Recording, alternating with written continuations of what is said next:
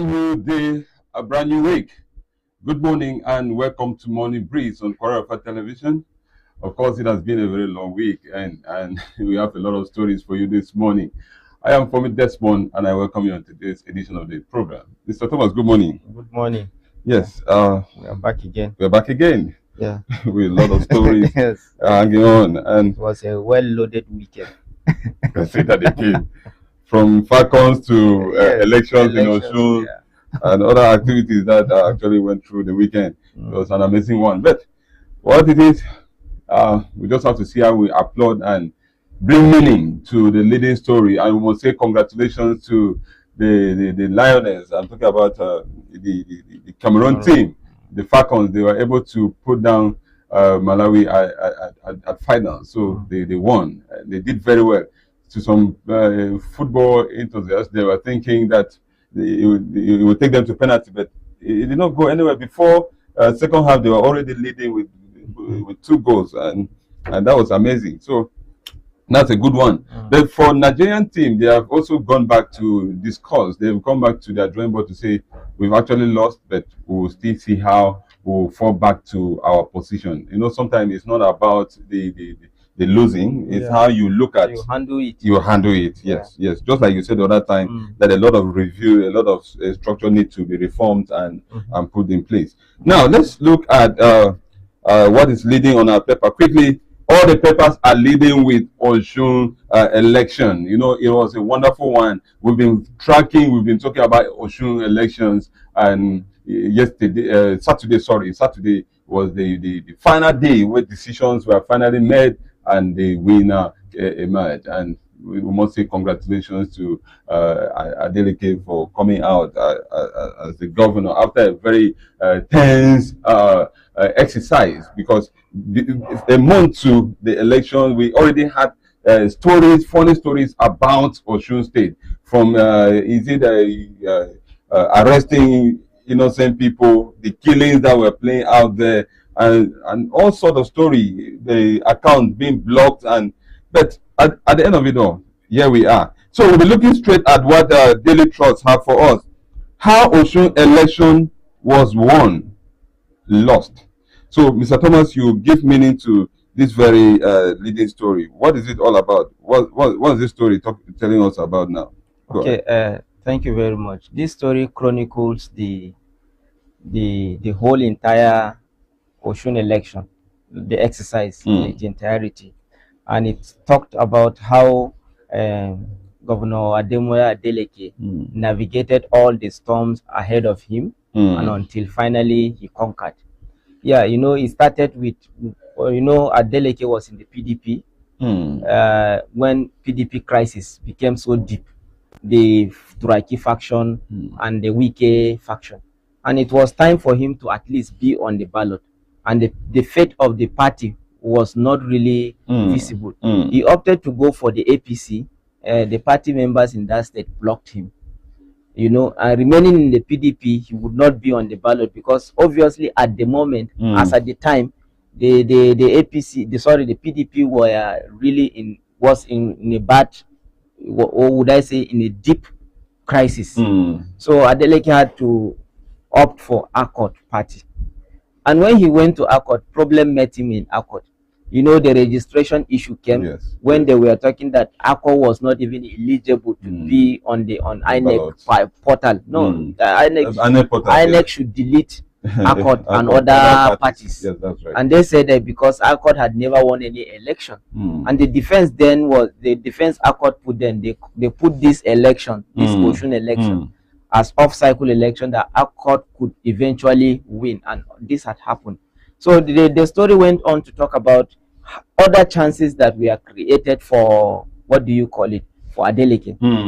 What are the chances? Despite the fact that the APC came with a very heavy might, but to some extent, the APC in that Osun State gave Adeleke this chance. Let me tell you how.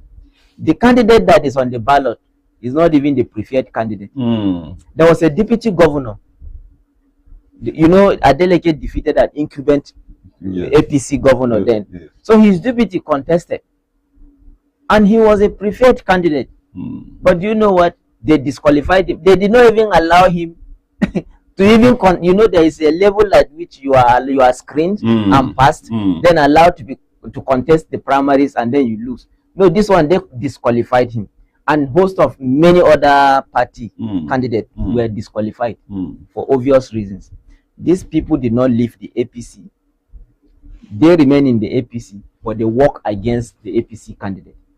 President Bola Tinubu had on different occasions appealed to them that they reach out to aggrieved members that they should work in unison, but that did not work out because they feel that they were cheated and they were not respected. So why would they work for the candidate that, So most of their members went for accord, and you could see that in most of these candidates, like the deputy governor, the APC candidate did not even win his own LGA.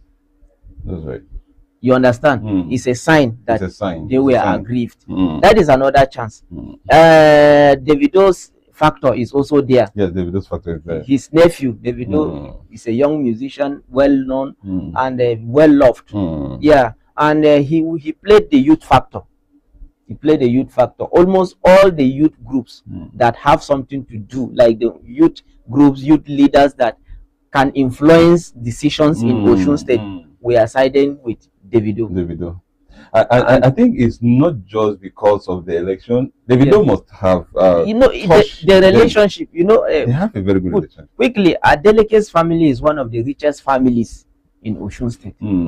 You understand? He's one of the richest families, and I believe that they must have been doing quite a lot of things for them, and at that level. Yes, and Davido also engaged these people very well, both financially and otherwise. And I think he has been reaching out to them before this time. They must have foresaw this election coming. Now, I wanted to, this will be the major discussion that we'll be having on this show today. We're joining the dancing governor to enjoy and also celebrate and congratulate him. But there are 5 key challenges. Yeah, I'm going on. Okay. Yes. Okay. I wanted to look at the federal mic, the rejection by APC. I'm coming.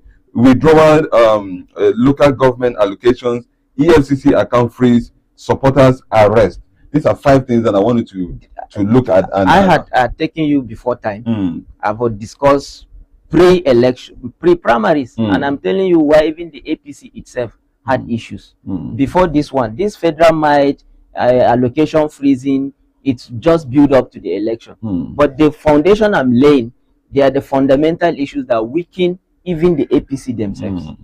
You understand? Like I told you about the aggrieved members of the APC. Of course, the federal might came, but they needed these people within the inside of the party to assist in doing the job. That's right. And these people did not.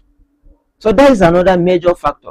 Okay, now when we come back to the point, and I mentioned the what do you call it?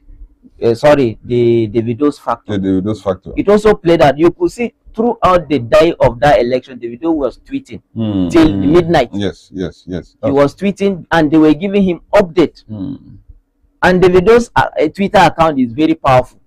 Once he tweets, within minutes, you see it's rating thousands and millions of what do you call it? Engagement. Yes, Mr. Thomas, let me bring up something that will balance our discussion. It's still on Daily Trust. We have a story on Daily Trust because of what played out at Osun State is a kind of giving other political parties a kind of reawakening. It's giving them that trust that something can actually happen. We have a story here saying 2027 Accord ANC SDP presidential candidate join force against Tinubu. I don't know, maybe from what they have seen happening in Osun, they are not seeing. Now let's look at how other parties now will not align. Just with this actually whole ground. Let me say something quickly. Force against Tinubu. People should not mistake what happened in Osun to be a general phenomenon. That's right. Okay, Adeleke did not just win because he was in Accord Party. Adeleke himself has done quite a lot of things in Osun State that deserves a second time. One of the things he did, the previous government wasn't paying salaries. In fact, at some point he was paying half. Adeleke came in and he cleared, and he has been paying promptly. Look at, let me tell you, this university agreement, federal government ASU agreement. Adeleke had since commenced payment. And you could see that even at the moment as we speak, federal government itself had not completely honored that agreement. Federal government has not honored it. ASU is giving ultimatum now to federal government, even at the state branches, warning off for strike. Adeleke has done that. Do you think these lecturers will not vote for him? He has also paid gratuities and pension. And in one of the open debate that Arise TV had with him and other candidates, he said he has constructed over 300-kilometer roads in Osun State. If it were not true, he can't say it in that open space where other candidates were there. They did not dispute that fact. You understand? So what I'm saying here is Adeleke himself positioned himself so well by giving dividends of democracy to his own state that led to, look at, it's not only APC that lost in this Osun. How about ADC? ADC, as if they were not there. Good. And don't forget that the national secretary of ADC is former governor of Osun State. We are talking about Arikwe Sola. He is the national secretary now of the ADC. And he's a former governor of that state. And his influence could go down. Just ADC only managed to get 17,000 votes. And Adeleke, let me tell you, he won with over 500,000 votes. So the point is that, well, this could send a signal. And again, I think literacy level or what do you call it, political awareness in Osun State is something else. Because if you see build up to that election, you see people sharing rice, you see people sharing envelopes. Yes, I wanted to talk about that. You understand? You know, and yet it did not count. It did not count. Let me tell you one thing they did, and this is what I keep saying, that there is no power, there is no will that is above the will of the masses. During that election, these people stood on each polling unit, ensuring that their vote was recorded. There is a video circulating within the period that INEC they recorded Accord Party 0, where Accord Party got 160 in that polling unit. The people say, no, we voted for Accord. Why are you recording 0 for us? Do you understand? That's right. They stood there and said, no, we voted. Me, I vote. This one say I vote. Why are you recording 0? The guy there had realized that, look, you remember when we discussed here that they should not, someone should not. Then the guy said, I'm sorry. He now recorded the accurate number, 160. And you could see before 8 p.m. already quite a number of votes had already been uploaded on the directly. Everything was on there. the portal, and it was there for people to see. This is the message, that if people want that change, they have to rise above board. You cannot bribe someone's future because of maybe 2 noodles of rice. That's right. And other palliative. So quickly, I think political parties like SDP, whatsoever that they are doing, they have to not just look at their delegates' performance and say, because Accord won, then they can also win. Yes, that's true. Yes. It's a clear fact. And looking at over 1.1 million people coming out to exercise their right is something to commend. And imagine that, according to stories, we have people that were sharing 20,000, 30,000. If you multiply this, let's say not even by the 1.1 million people, but just take half of 1.1 million, you'll be having billions of naira. Imagine that money is sunk into education or other things. So that's politics. And importantly, we must just turn our back on vote buying and see that the will of the people is respected and things are done rightly. What happened in Osun State? And you know, that's the last election before the general election 2027. So this is a prototype of what will be happening in 2027. And I must also commend the president for his effort. The institution, talking about INEC, the military, they have also tried their best. But there is one area, look at the people that have died in Osun State. It should not happen again in any state. We must condemn that act totally. It should not happen. And quickly, for me, I am saying now that Adeleke has won. He should do 2 things for the people that have died. One, ensure that those people that killed them are brought to justice. And 2, find a way to compensate the families of these victims. That will also restore confidence.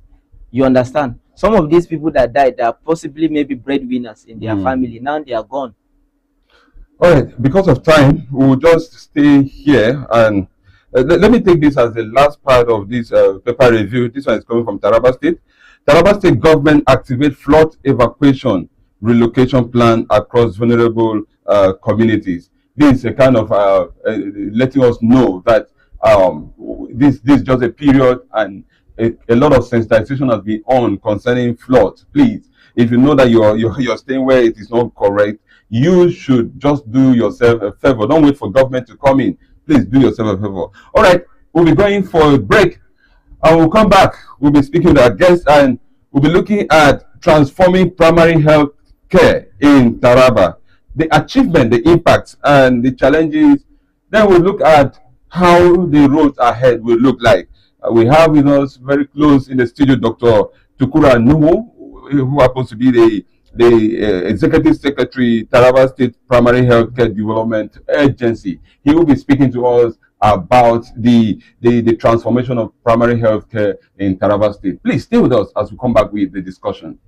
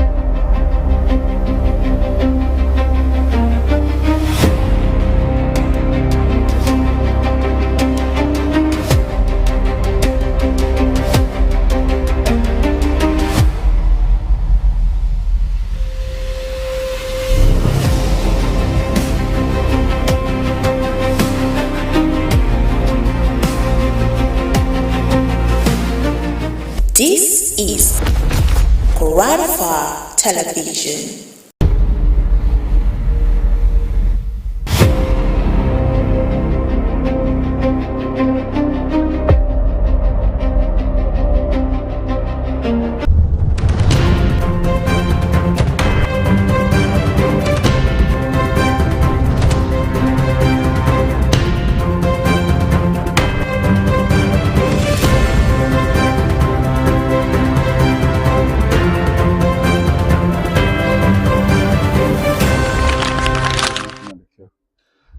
Thank you so much for staying with us. Now we'll take a turn to speak with our guest in the studio.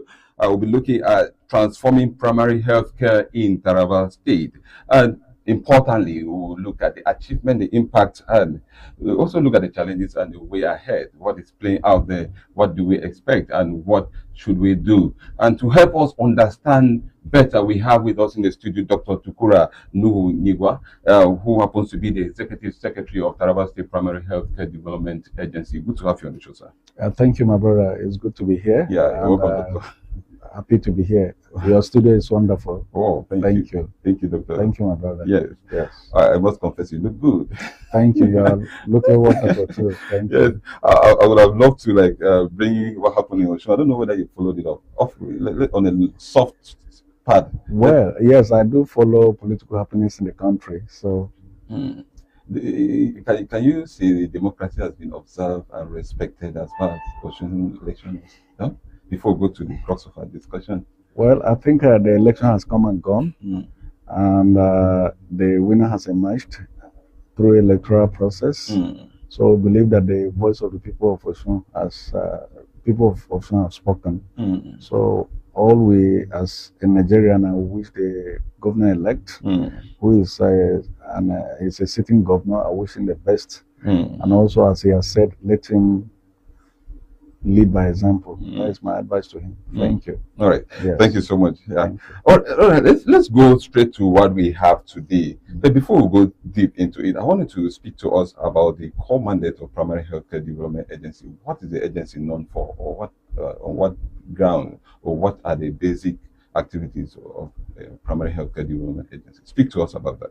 Okay, thank you. Primary care is actually a gateway to health system of every country, especially Nigeria. It means anybody that wants to access health services must come through primary care, even though in the country it has not been, we've not reached where we ought to be.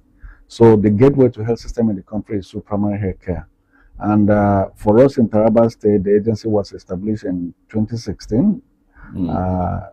A product of the bylaw, and the agency is saddled with responsibility of coordinating and also implementing all primary care activities in the state, from immunization to maternal and child health to nutrition, and also creating demands. So there are so many areas that primary care is involved in. So actually it's the first tier of health service in this country. So the services are enormous, and we in the states, we're also doing our mandate to ensure that we reduce maternal, neonatal, childhood morbidity and mortality in Taraba State. And I think we're on track. Wow. Now, you help us with more insight about the agency. You say it was created 2026? 2016. Sorry, 2016. Sorry, Yes. 2016. Yes. Now, let's look at some of the how it was and how it is now. Well, let me go back down the memory lane a bit. Primary health care was actually established in 1978 in Alma-Ata, then under Soviet Union, where 134 world leaders came together because of inequities and inequalities in access to health care. And primary care was actually given back at that time. And for us in Nigeria, primary care has gone through it has passed through several stages. At the time, it was mainly the federal government that was running primary care. At the state, it came back to state, local government. And looking at all this, primary care has never fared well until between 2014 that federal government signed, they look at a World Health model called primary care under one roof. It means in each state of the federation, there should be a primary health care agency that coordinates all activities of primary care. For instance, if federal government is going to assist Taraba State into primary care activities, it must come through the primary care agency.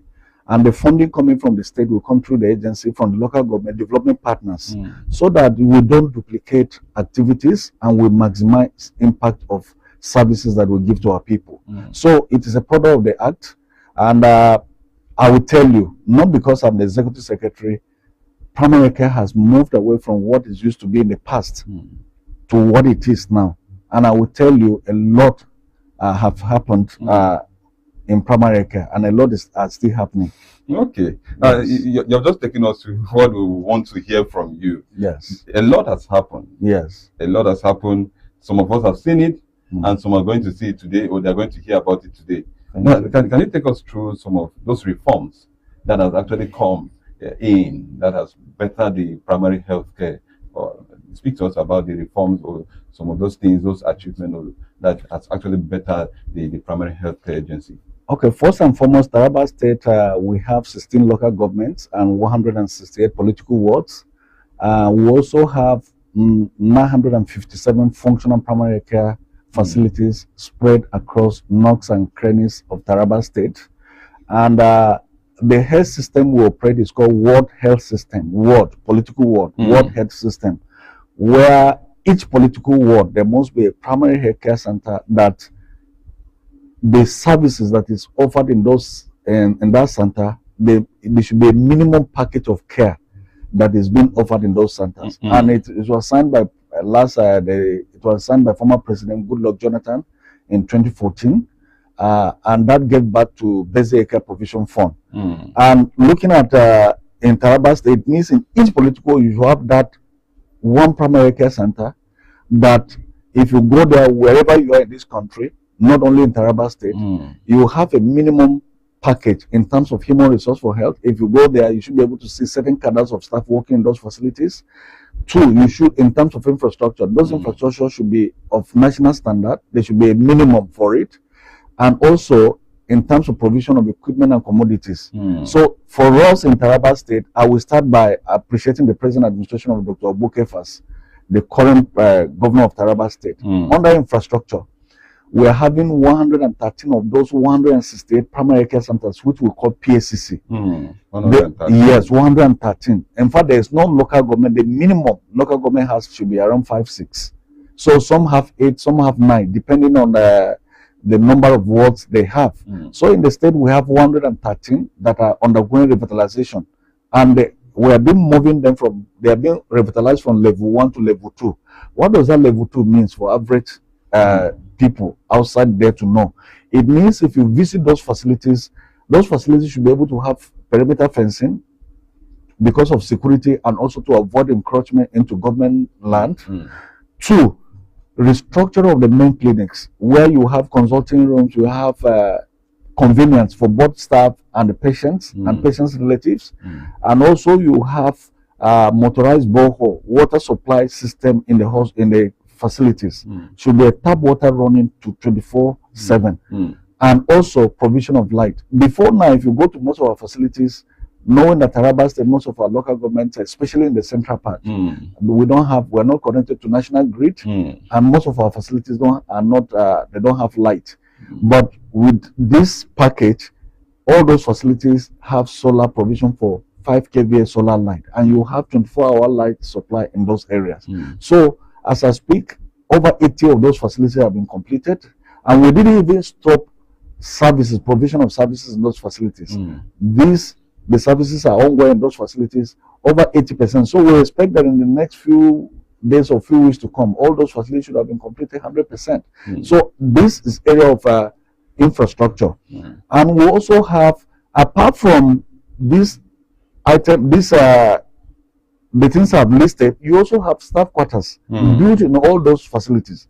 Before now, if you have a midwife, for instance, that receives deliveries in our facility, you have a facility where you have a midwife there, and she stays far away from the facility. A woman comes to labor at night, they have to go and look for her, and now you have quarters built within the facility, and it's meant for those critical staff like the skilled birth attendant or the midwives, those that are supposed to collect delivery. So there is no reason, there is no excuse for somebody, a skilled birth attendant, to stay outside the facilities. So this is what we are doing in area of infrastructure, and also because of collaboration between the Taraba State government and the federal government, specifically National Primary Care Development Agency, 3 facilities have been completed in the state by federal. Each one in each senatorial zone. If you go to Didan Primary Care Center, you have the one for Central, the Sukundi Primary Care Center from the southern part, and then Lao Township PSCC Primary Care Center. That they were all completed last year. And we also, because of the collaboration between government business is not left for government alone, and we have development partners, individuals, philanthropic individuals support government. So we have Global Fund is revitalizing 13 primary care centers, those facilities in the state, and they are being implemented. This revitalization is being implemented by UNICEF. So just to tell you, in area of infrastructure, and if you put all this data together, out of 168, 141 or 42 or thereabout, by end of this year, they are 100% completed to level 2. So out of 168, this is for the first time that we're having this massive facility revitalization or upgrade. I must give the kudos to present administration. And also we've done a lot in area of even procurement of medical equipment and commodities to our facilities. So just this year, in collaboration with World Bank, specifically in February, the team from World Bank came where the commission will flag up distribution of medical equipment and consumables to all our facilities. And also, Taraba State government is also collaborating with federal government under sexual and reproductive health, where equipment, drugs, and commodities have been procured and distributed to our facilities. And we expect that media people should go out and verify what we say. Government is doing a lot in this area. So that is area of infrastructure. Under present administration, we've procured motorcycles to all our monitoring and evaluation officers. So how do we rate Kwararafa TV station? We rate them by what they do. That's right. How many people listen to you people? And how do you know? They have to be monitored and evaluation. That's right. If you say you are doing certain things, what are the evidence of what you are doing? So in each local government, we have monitoring evaluation officers that have been motorcycles were procured, distributed to all the 16 local government. They go to every nook and crannies of our communities, of our facilities to receive data. People are carrying out clinical activities in the facilities, and then somebody comes to look at what you are doing and harvest those data, collect them, and then upload them into a server wherever you are in the world. And it is under a system we call District Health Information System 2. Data is 2. Anywhere. Any authority. Anybody you can go there and see what we are doing in area of immunization, in area of childbirth, in area of immunization, antenatal attendance, in area of postnatal, in area of nutrition. All these are things that we are doing in primary health, and you can access it. And also there are surveys that have been done also to great states. I think Taraba State were not doing badly. And for the first time, under present administration, we procured over 200 laptops. One we've given to all the directors because we are moving from hard copy to digital. We want to digitize our system, and it is real time. Apart from the directors giving laptops, we have those officers that we recruited under IMPA project called Medical Record Officers, MROs. It means in each of these 168 facilities, you go there, you find these officers called MROs, Medical Record Officers. They harvest the data within this facility, collect them, put them in the right packages, and then upload them into a system. So we have over 200 of these laptops have been procured. Yes. So you go out there, like in Jalingo, we have 10 of those primary care centers. You walk in there and ask who is your MRO. You want to look at your facility, your system, and also want to look at what you are doing. Those things are there for you to go and verify. And also in collaboration with federal government, between last year and this year, 600 tablets have been procured and distributed to our facilities in terms of getting record for malaria activities in collaboration with the State Ministry of Health. So a lot are being done. Now, let me come in. I must commend your effort and the entire agency for the beautiful work that you have done. But we also look at the aspect of your staff, the training and retraining. Then you agree with me that anything that has to do with the primary healthcare agency, data is very, very important. It's key. How is the data now compared to some years back, looking specifically at maternal mortality rate and their key interest in those areas? How is it now? Before we go on a break, just put us through this. Okay, thank you. You've talked about our staff. I must also commend the present administration of Dr. Bukefas.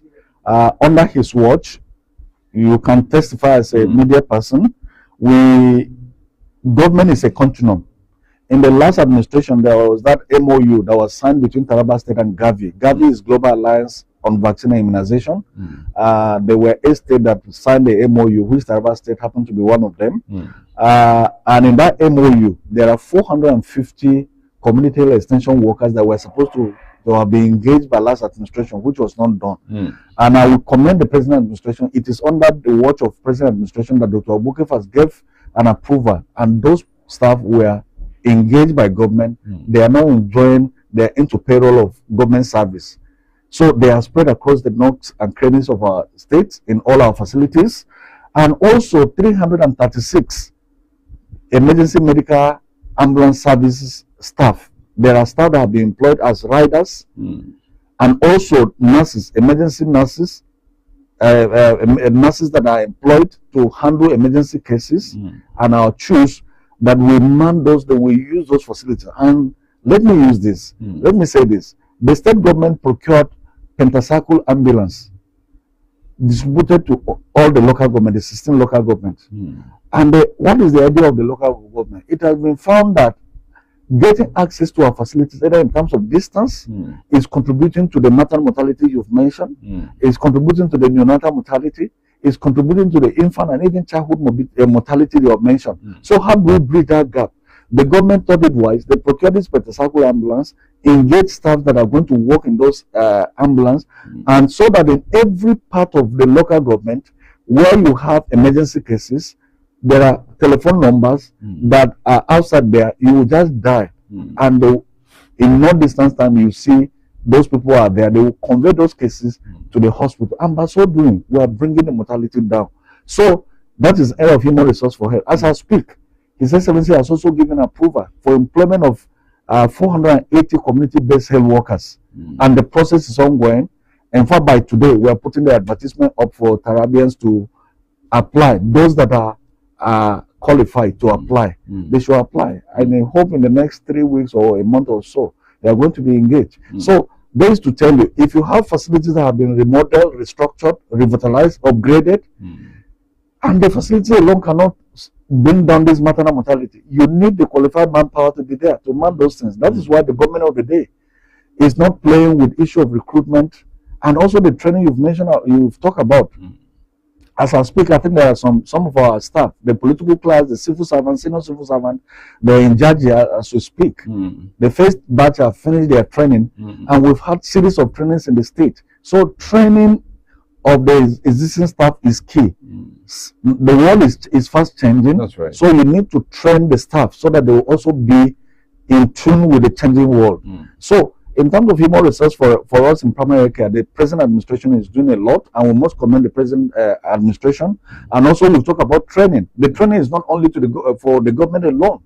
And I told you that government is collaborating with our development partners, non-governmental organizations.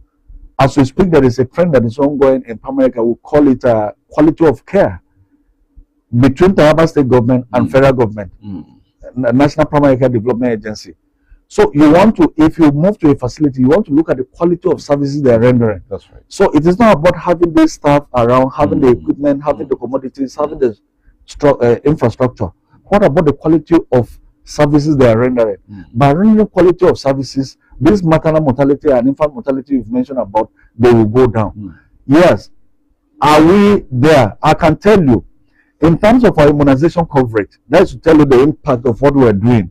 Taraba State, we've surpassed, we are now over 101%. We are at 101% coverage. And what does that mean? People will be wondering, how can you surpass 100%? 100%. 16 local governments. It's 16 local governments. Developmental areas. Yes, 2 developmental areas. We have refugees from the southern part of Cameroon that are in the country. They were not part of our target population. And we also have internally displaced persons from Adamawa State during the Boko Haram that are now staying with us. If you go to Jalingo, some part of Jalingo, you have these people, they have not built their houses, they are now here. So they have to be covered. Their children must be immunized. Their children must be covered. We must protect them from death, vaccine preventable death. So that is why we've surpassed our state target because of the influx of these people into the state. And also looking at our skilled birth attendants. How many, if you go to our facilities now, how many of those facilities have skilled birth? Skilled birth means midwives. Are there doctors? Are there those staff we call community health extension workers that have been trained on modified life savings scheme or skills? Are they given the skill to be able to receive deliveries, identify problems, make appropriate referral? And before now we had 54.7%, but presently we are at 74.5%. Our skilled birth attendant, and also our stock. How do we store our vaccines? Before now, we had less than 30 of our facilities had ability to store vaccines, but now over 80%. In fact, we have what is called solar direct drive (SDD). There are solar refrigerators built to store vaccines. Where are they built? Where are they now? In all the village. In fact, we have over 240 of them scattered across the north. Using the solar. Solar. If you go there, I don't know which part of Taraba you come from. If you go to Sadana, if you go to Goroji, they have that refrigerator there. It's called SDD. If you go there next time, please go to the primary care. Ask where is your refrigerator where you store. They are specially made. You can't take them to other places and store. They are specially made to store vaccines. It means we have vaccines, commodities close to our people. And if our staff want to go for outreaches, those communities are far away from where the facilities are. They can easily get those vaccines there take them for outreaches, or when people access our facility, those vaccines are stored, unlike what we used to have before. So we have over 240 of those refrigerators, and in fact, they are very expensive. They are donor driven. I must be sincere. They are donor driven. They are supported by donors. Most of them, we have the one from Japan government, the one from Gavi, as I've mentioned, UNICEF and all that. So they are supported by our donors, our development partners. All right, you agree with me that we have a lot to learn today, and all we need to do is to sit tight. Apart from these interesting stories, what are the challenges that the primary health care are actually facing with people? But interestingly, one important part of it is that they are not just about infrastructure. The well-being of patients is their concern. Stay with us. We'll come back. We'll continue.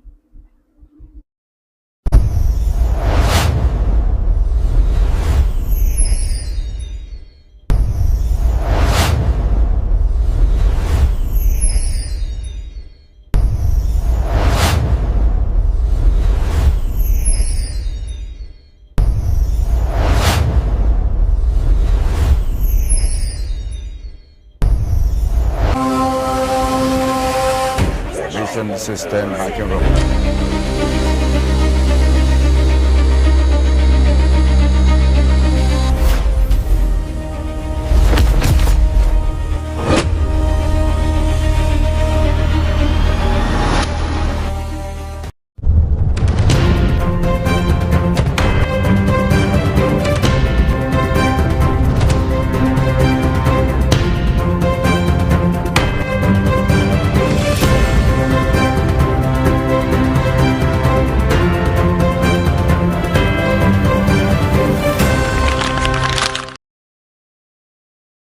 The program Morning Brief, and we are talking about transforming primary health care in Taraba State, the achievement, the impact, the challenges, and the way ahead. How do we reach a point where everything can just be very easy for us to access? And the executive secretary of the agency, Dr. Tukura Nuhu, is here with us and is giving us beautiful insights that we need to know. And of course, I must say Taraba State is blessed. Having 101% of what they've covered, is something to commend their effort. But what everything has to do with health, we just need to see that we look forward to a better and good result. So, Doctor, let's look at the challenges. How, and the challenges, I want you to look to how has it been for our people accepting the reforms, or maybe align with, especially issues like maternal, childbirth, or the rules guiding the reforms, guiding the primary health care. How has it been? Speak to us about a few challenges that the agency is actually handling. Okay, thank you for you've talked about reforms. The reforms are working. I will just give you one of the instances. I was in a live program in Shimo FM sometimes early this year, talking about the reforms that are taking place in primary care, and people called from the communities to confirm that what I was telling them, and they were true. And the anchor said this is the first time that the government agents will come and sit, and the community will concur with what I was saying. I think it's something that it was a take home for me, and I was so glad. Well, the decay in primary care has been there. Primary care has been in existence in this country for decades, and we've never had those beautiful achievements and reforms we're seeing the way it is today. But you don't expect the present administration to solve the problems all at the same time. That's right. And if anybody will come and tell you there are no challenges, the person is not being fair. So what are the issues? What are the challenges the agency is facing? One of the key things which, and I believe the present administration is giving it attention, it is issue of having a befitting office accommodation for the agency.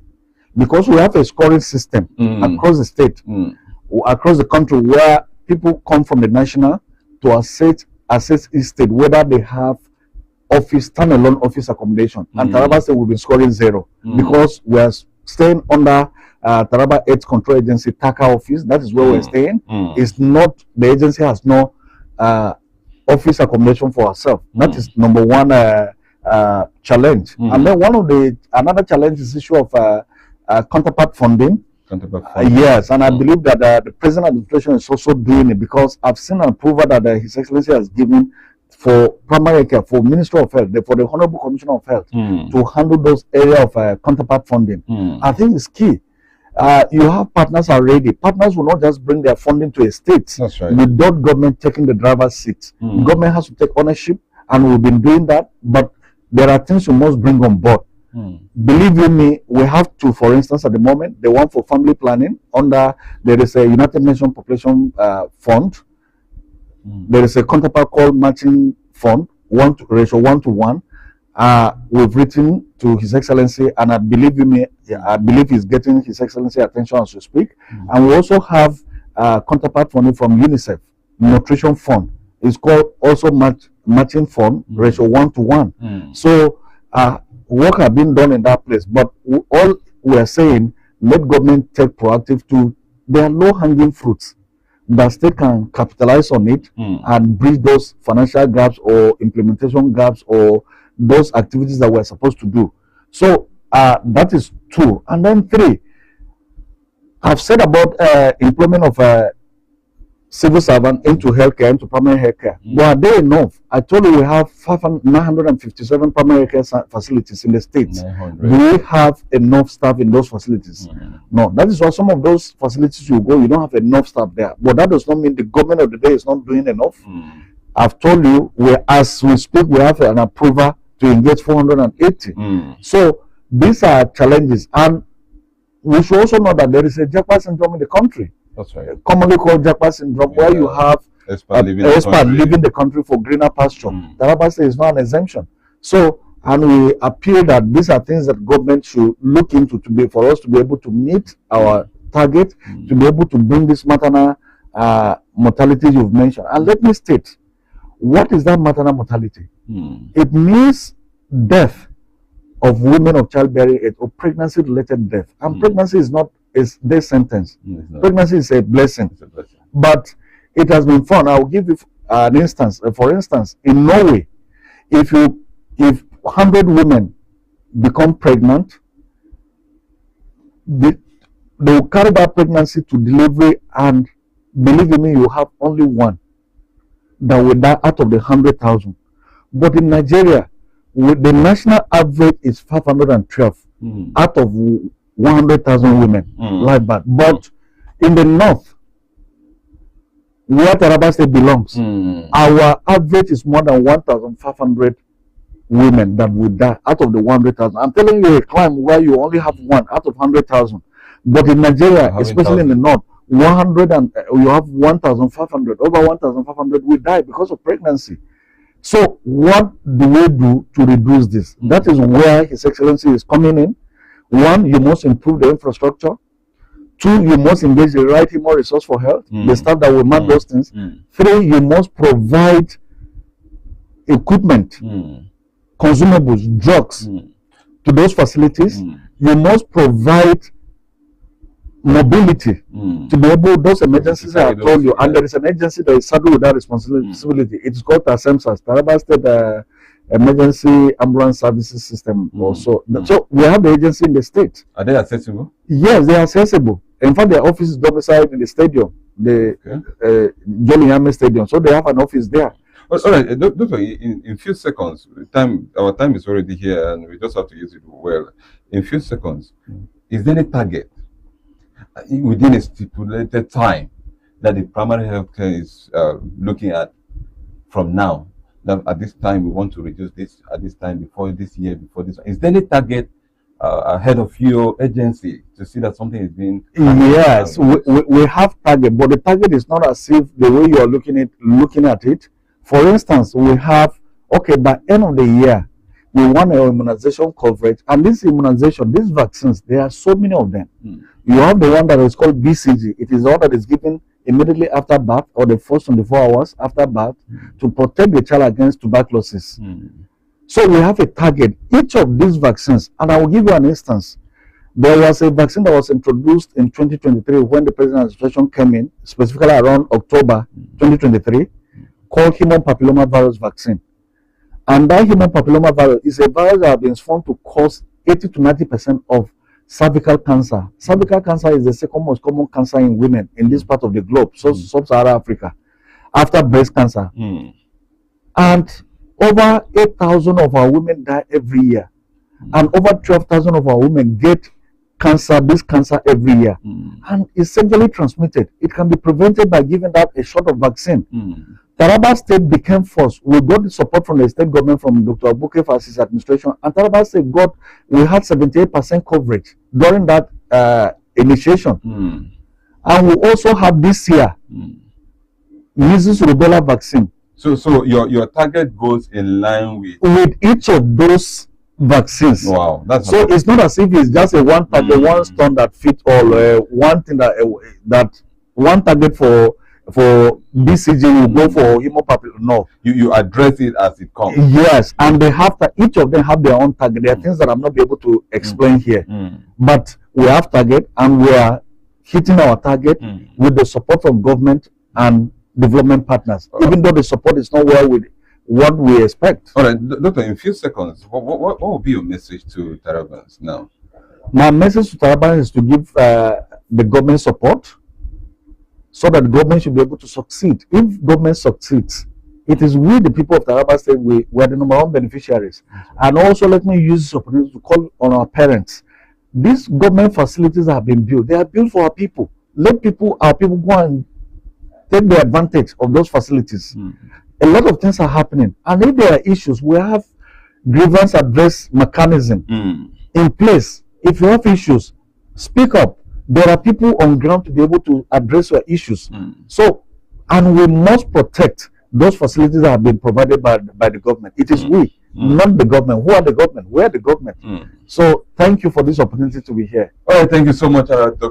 Tukuranu. Thank you for your time and for the wonderful insight. I think we are better than what we used to be, and we'll continue to maybe come close whenever need arises. Thank you so much for staying with us. We'll be going on a break. We'll come back. MC Last B will be giving us entertainment news. Stay with us, don't go away.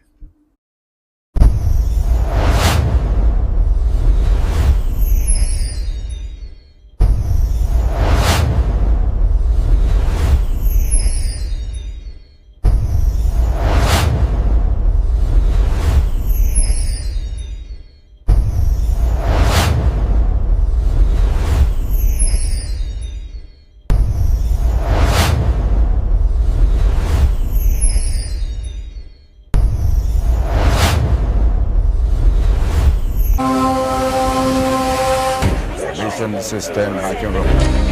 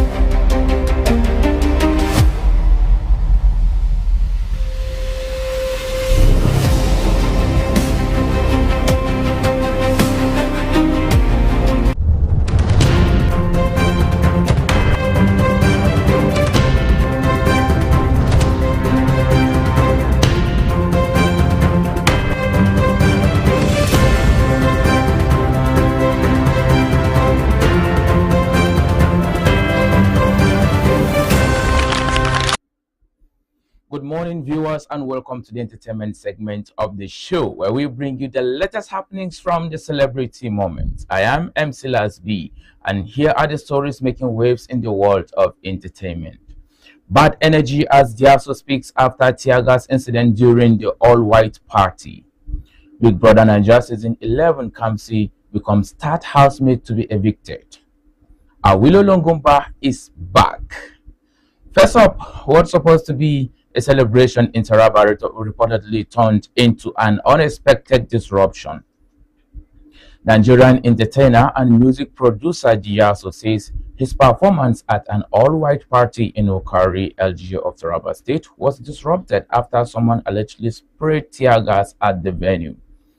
He said the lights also went off during the performance, but despite the unexpected incident, he and his team chose to remain positive and continue with the event. He said, and I quote, "There's some bad energy, but we keep it positive."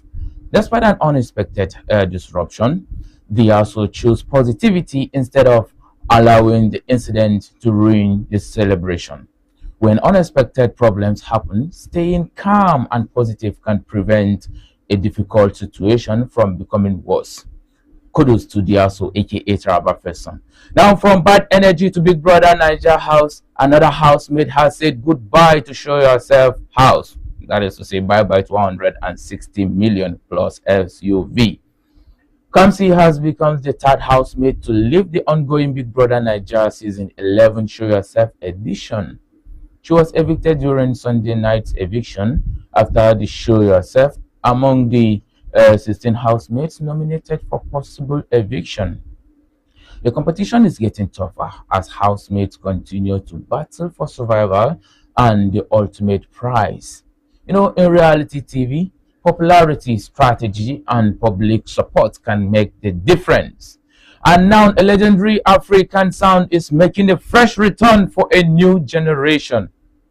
Legendary Congolese music star Awilo Longomba is back in the spotlight with a new song titled Makusudi. Known for timeless classics and his unmistakable soukous sound, Awilo is now connecting with a younger generation and reminding fans that that great musician never truly runs out of style. And right about now, I'm about to blow your minds with this latest sound of Awilo so that we trigger you, and then all those old puppies and his old-time fans can relate. Makusudi, umenipenda kwa makusudi.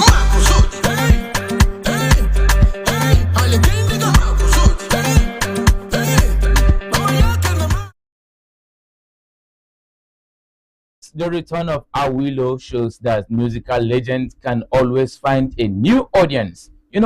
Talent has no expiration date.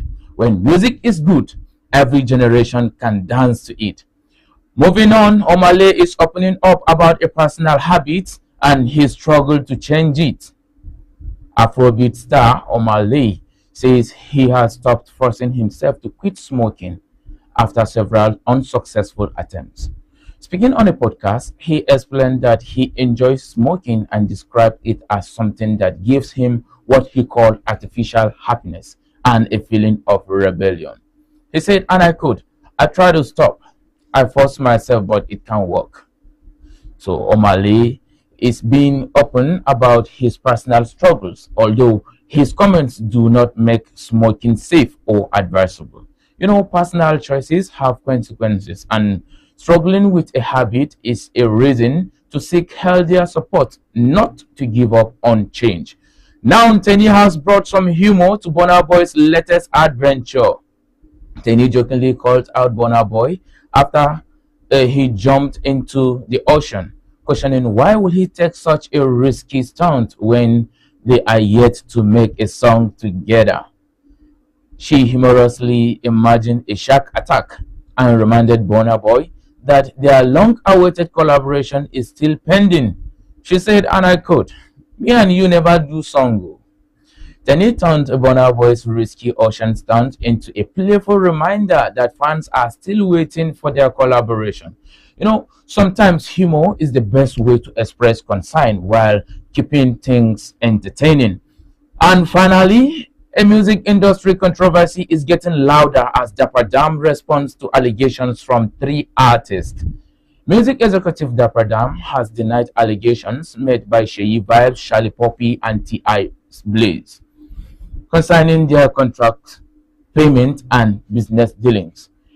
In a post shared on X, he said the relevant records are available and insisted that independent audit should determine who is telling the truth, He also challenged the artists to submit their contracts and financial records for forensic review. The Padam said, "I have nothing to hide. The records still exist." Dapadam is calling for facts, records, and independent processes instead of public accusations. However, when serious disputes arise, evidence and proper investigation should speak louder than social media arguments. And that's a wrap of what I have for you on today's entertainment news. From entertainment moment in Taraba to Big Brother Niger drama, legendary comes back, heated industry disputes to personal revelations and celebrity banter. The world of entertainment never runs out of stories. Keep watching Kwararafa Television for more entertainment updates. I am MC Lasby. Do have a beautiful morning. Good morning, Desmond.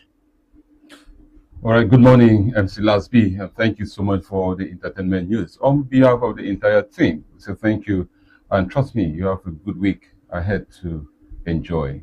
I am Fomi Desmond, and I'm saying good morning.